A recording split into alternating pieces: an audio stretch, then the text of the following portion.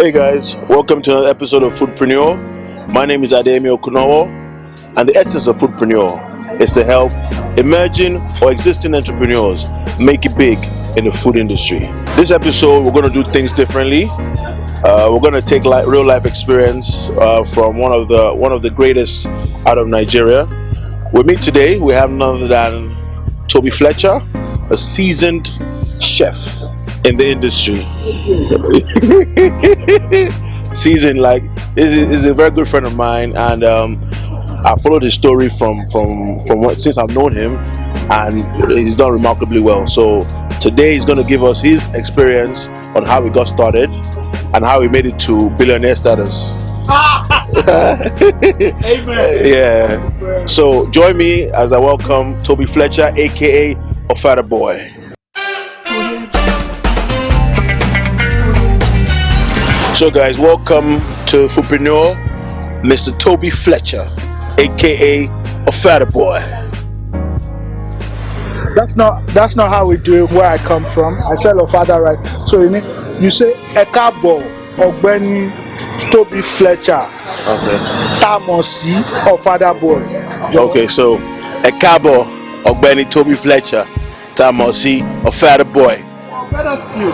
Okay. Better still. You say Ogbenron because I sell Enron. Okay. Ogbenron Tobi Fletcher Tamosi Ofadaboy. Ogbenron Tobi Fletcher Tamosi Ofadaboy. Ogbeni Ofada, Ogbeni Pound, Ogbeni. What's that your drink you're selling now? We have Pound, we have Ogbeni, we have J. Yeah, so it's a wide variety. All right, so Mr. Fletcher, Ofadaboy, tell us a bit about yourself. Okay. Thank you, everybody, and thank you for the new direction towards food enthusiasts, food business owners, food people. The way to go now is the foodpreneur way, and I'm so happy to be here. My name is Tobi Fletcher, as you all know, as a lot of people might know, but the majority of people know me as Ofadaboy. I have an English name. My surname is as I said, my name is Tobi Fletcher, and I'm also known as Ofadaboy. What I do is I basically sell our local meals to the contemporary. I make our meals presentable, interesting to the contemporary society, and that's what I do, and that is what Ofadaboy is about. Okay, so since we're trying to get people out of their comfort zone to take a step into either the food industry or the beverage industry, tell us, in this our Nigeria of today, with all the craziness going on, all the hardships and all the different stories people tell you, how did you start and how was that journey like? Basically, it's a funny journey, but I just feel some things are part of some people. Basically, there are people in every family that that this auntie just likes it too. It likes to, you want to do this, is Auntie Inka you call her, because she's the one that knows where they sell cow. She's the one that knows where they do a lot of other things, I've always loved to cook, and it's always been a part of me, and I've done a lot of gigs, a lot of things for my guys, and it was easy for me to blend into the system because I've always done it. I lost my parents when I was very young, and my mom, not my parents, my mom, when I was pretty young, 26 years ago now. And my dad, the only problem he had was food. There was pressure from left, right, and center for him to remarry. And he said, from one of the meetings I had the conversation. He said the only thing that can make him remarry is if he doesn't eat good food. And I don't want that guy to marry again because I know it will be a big deal for me. So I took it upon myself, and I've always cooked from then. I did all the experimental works with my father. My father would say, kilo say, that's my father's special. Kilo to say, because every day is a hit. I did different things with my father, and we became friends, and I never knew that would be my direction. But look at it today, as God would have it, we have a business out of it. So I think it's best is in your best interest when you build your passion, when you make money from your passion. That's it basically.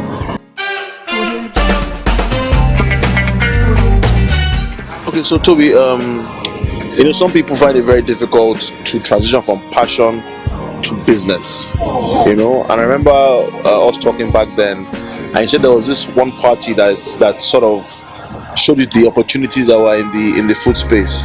Please tell us about that event. Okay, a lot of mistakes people make is to get too money driven. Even if you're passionate about something, you shouldn't let the money in it drive you. When I lost my dad 11 years ago, I never knew this was going to be my way today. I just felt, okay, it's my dad's funeral.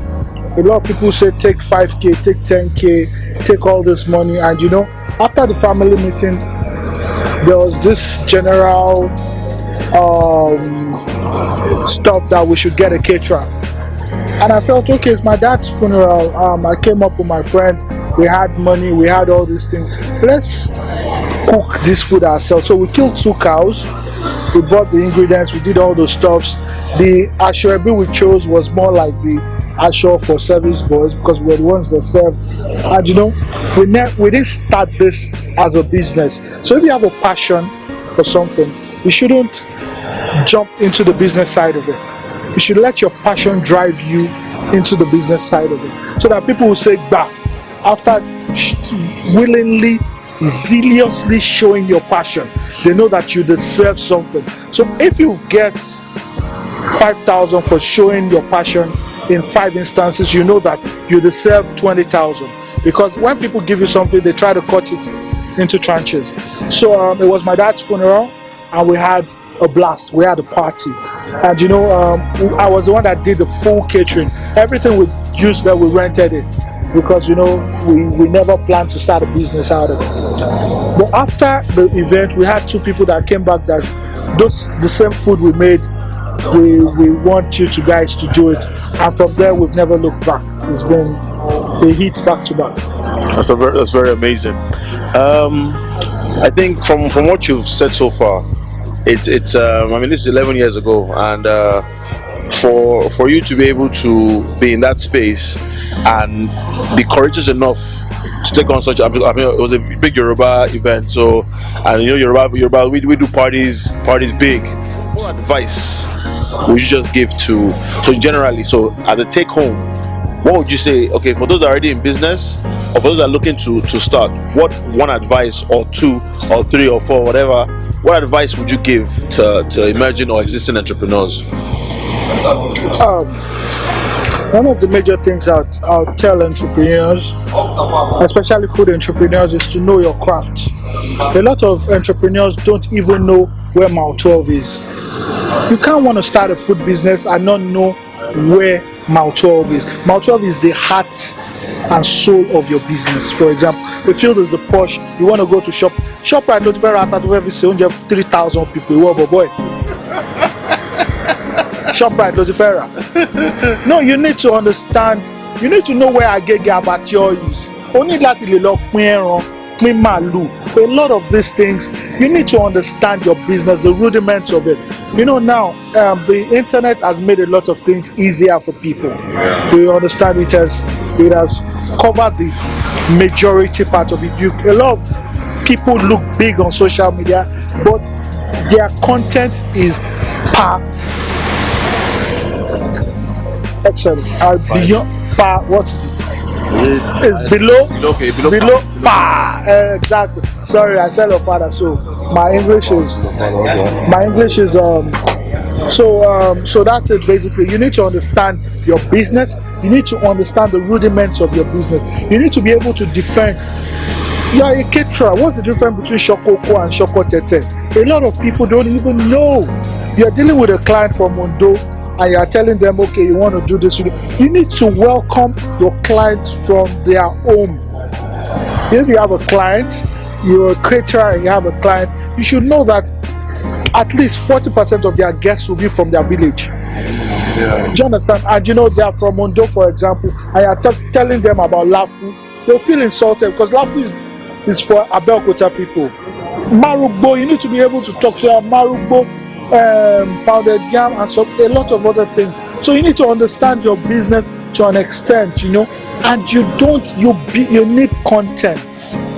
A lot of caterers don't build content. They just feel it's beyond cooking. It's beyond just cooking. A lot of people can cook food. If you can ask me that, a lot of people. But what are you cooking for? What's the purpose? What surrounds the cooking? It's just basic, But I know it will be fine in the end. Everybody will be all right. Yeah, everybody will be all right. So thank you, Mr. Tobi Fletcher. You're an amazing human being. I enjoyed. I just ate the Ofada fada, of all Ofada rice. His food is amazing. He has stuck true to his craft, and like he said, you need to really, really understand the business that you're trying to do. It's one thing just to cook. I mean, like he said, everybody can cook. Create a buzz around your craft, and the rest is history. Let's make it big in this game. So I want to say a very big thank you, Mr. Fletcher. Ofadaboy, the restaurant, is on Imba Close. This is Imba Close here. Imba Street in Surulere.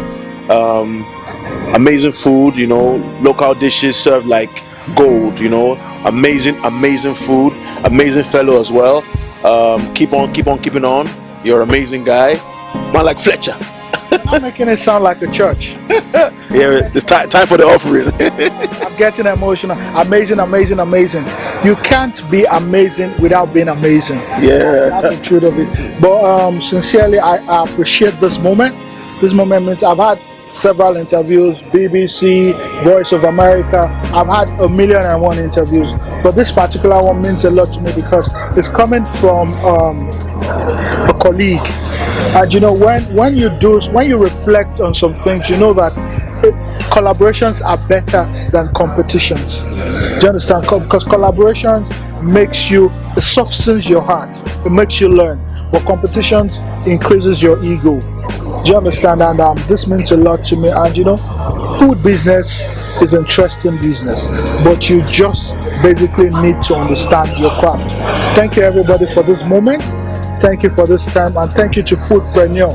Foodpreneur is the next voice for food vendors in Africa. We are taking Africa. I don't know why. Okay, we have McDonald's all over the world. Why is there no Calabar kitchen all over the world?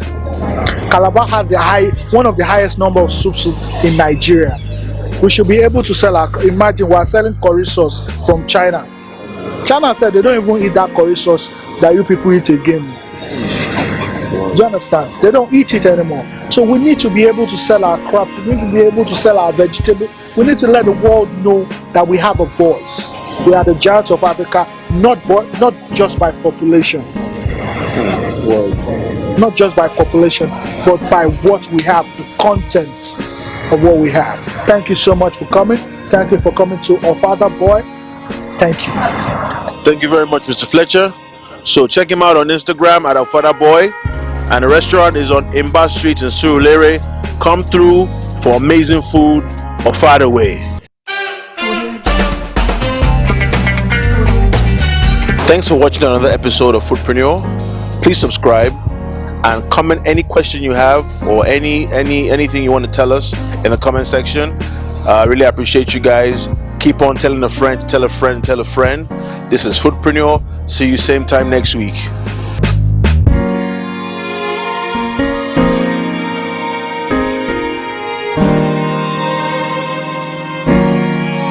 Tobi Fletcher Ofadaboy.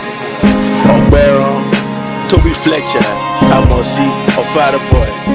Ọ̀gbẹ́ni Ofada, ọ̀gbẹ́ni Pawan, ọ̀gbẹ́ni